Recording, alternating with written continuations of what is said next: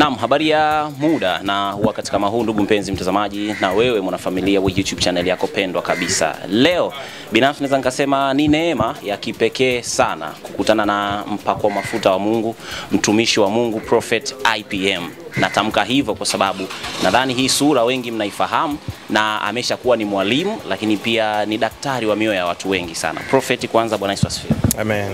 Amen. Hongera sana kwa huduma. Nashukuru sana.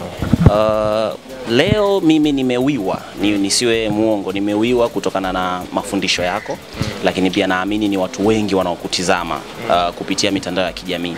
Swali langu la kwanza kabisa, napenda kufahamu huduma yako imekuwa tofauti na huduma nyingi sana. Moja kati ya kitu ambacho kinakutofautisha, hauna matabaka. Yani mtu akisikia mafundisho yako, awe wa imani yoyote, awe wa Budha, awe Mkristo, awe Muislamu, anapata kitu chako. Ufunuo na maono ya kuja na mfumo huu, ilikuwaje Prophet? Nimekaa kwenye Uislamu, sikuona viongozi wangu wa dini wakizungumza upendo kwa watu wote. Nimeona tu ubinafsi wa kwamba sisi wakina fulani. Nimeingia kwenye Ukristo, nimekaa baadhi ya wachungaji, nimeona pia na wao sisi ni Wakristo, sisi wa Lutheran, sisi wa Katoliki, sisi wa Pentecoste, sisi, yani sisi. Kwa hiyo nikaangalia wito wa Yesu alivyokuja duniani, alitenga watu. Kwa hiyo mimi namfuata Kristo kwa sababu Kristo alikuja duniani kwa ajili ya watu wote. Yohana 3:16, Mungu aliupenda ulimwengu, hakupenda watu fulani, aliupenda ulimwengu, maana yake ulimwengu ni watu wote. Kwa hiyo mimi kama kiongozi wa dini lazima ni show love kwa watu wote bila kubagua dini, rangi wala kabila, kwa sababu unayemwona afai leo anaweza kafaa kesho. Kwa hiyo mimi nimeona tu acha, hii ndio hiyo spirit yangu, hiyo ndio slogan yangu kwamba IPM ni wa watu wote. Kwa sababu mwisho wa siku unaweza kaitwa vuguvugu huyo hivi na hivi, lakini chuki haijengi, chuki haisaidii, chuki inabomoa na inaharibu. Kwa hiyo upendo ndio kila kitu, na ndio amri kuu tulioachiwa kwamba penda nini. Yeah. Haikuletei changamoto yoyote katika kutimiza ule wito wako alio Mwenyezi Mungu aliokuita duniani? Changamoto ipo, na changamoto ni kubwa, na penye dhambi nyingi pana neema nyingi. Ukubwa wa changamoto ndio unaokufanya ufanye wewe bidii katika kile unachokifanya. Usipopingwa huendi, usipotukanwa ufiki, na usipozuiwa utoboi. Lazima tukubaliana na changamoto zote ili tuweze kufika pale ambapo tunakwenda. Hawa watu wote wanaotupinga ni wapinzani wetu. 90% ya watu waliotuzunguka ni waongo, na uongo wao ni kuona chuki, wivu na hasira pindi sisi tunapopiga hatua, lakini tunapofika kwenye safari yetu ndo wanakuja kuomba msaada kwetu. Kwa hiyo sisi tunakubali kuwa kina Yusufu, tutukanwe, tuingizwe kwenye shimo, tufanywe yote ili tufike katika ndoto zetu, ili tuje tuwasaidie na wao. Yeah.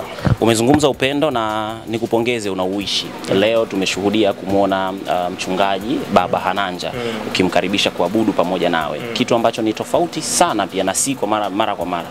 Nimewahi kufanya naye mahojiano, aliwahi kusema hata alikotoka huwa wamwaliki kabisa. Imefikia hatua ni chuki inajengeka ndani kutokana na kile anachokizungumza. Uliona nini kwake, na kwa nini wewe hujaogopa kama ambavyo alikotoka baadhi huogopa kumwalika katika makanisa yao? Ni mkweli. Mchungaji Richard Hananja ni mkweli. Ni msema kweli. Anahubiri uhalisia wa maisha. Kitu ambacho mimi nakifanya. Kwa hiyo nimeona kama kuna spirit, anasema Amos 3:3, watu wawili hawawezi kwenda pamoja wasipopatana. Kwa hiyo yeye anazungumza ukweli na mimi nazungumza ukweli. Yeye hapindishi na mimi sipindishi.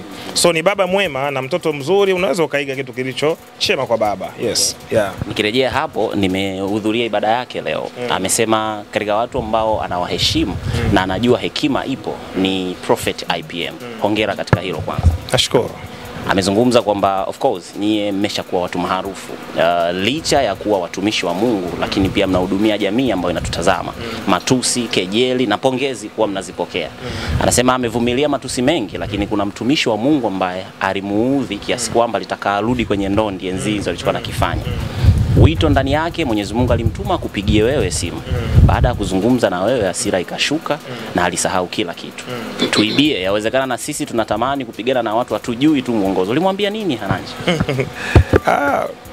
Nilimweleza tu kile ambacho sikukipanga kukiongea. Nilikuwa tunazungumza naye kwa sababu kwanza mimi nilishangaa kuona ananipiga. Ilikuwa ni asubuhi, alipiga simu sijui saa 11 asubuhi.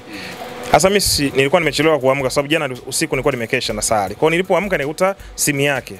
Sasa nimeona miss call zaidi ya 3. Kwa hiyo kuna kitu gani? So nikampigia, nilipompigia ndo akaanza kunieleza kwamba kuna mtumishi ambaye alimkashifu kwenye social media na kumtukana na kadhalika. Ilikuwa mbaya sana, na hata mimi nilipoenda kuangalia kwa haraka nikaona kweli alichokiongea hakustahili kuongea, kwa sababu mchungaji Hananja hana baya katika society, hana baya Tanzania, hana baya duniani, hamtukani mtu, yeye anazungumza ukweli.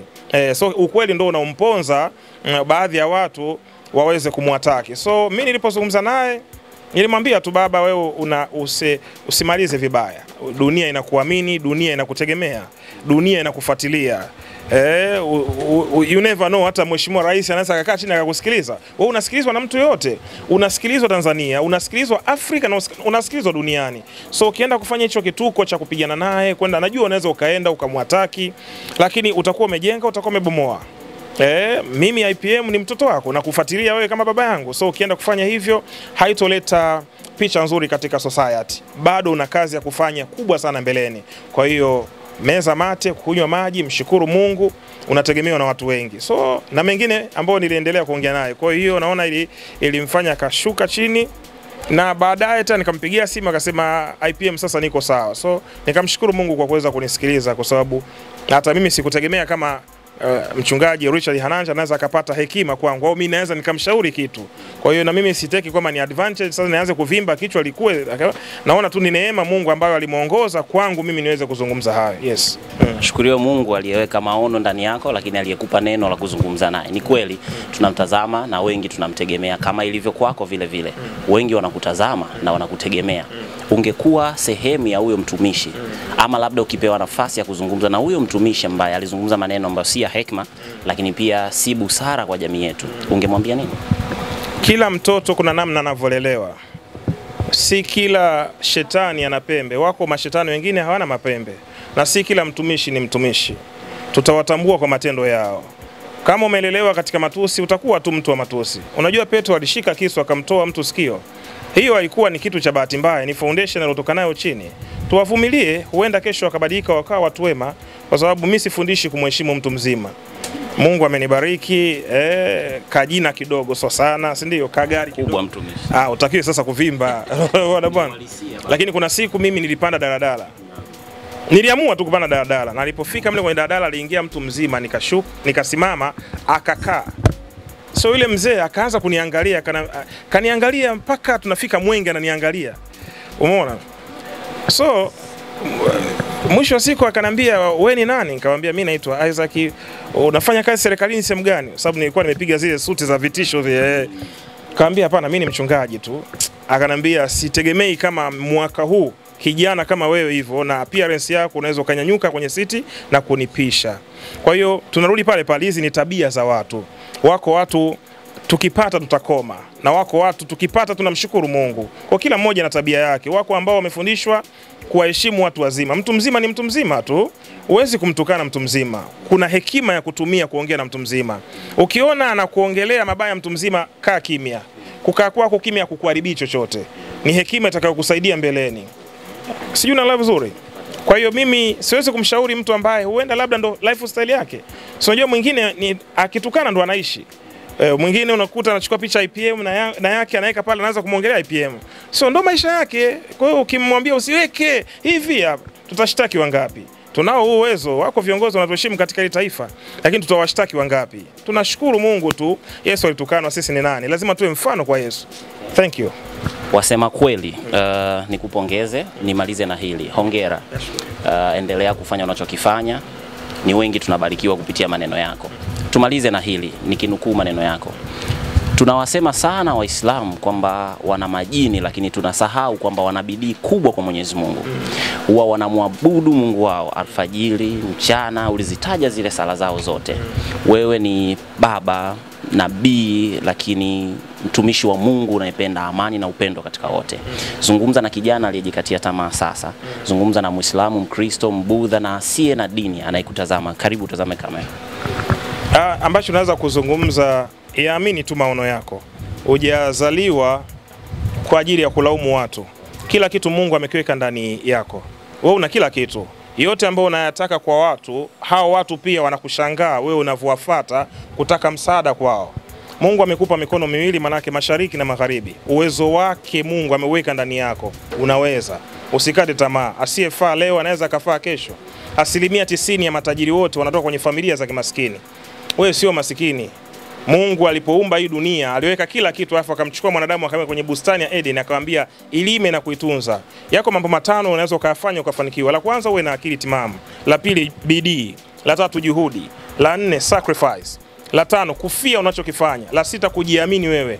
Hakuna aliyeumbwa kwa ajili ya kusaidiwa. Hakuna aliyeumbwa kwa ajili ya kupewa msaada. Hakuna aliyeumbwa kwa ajili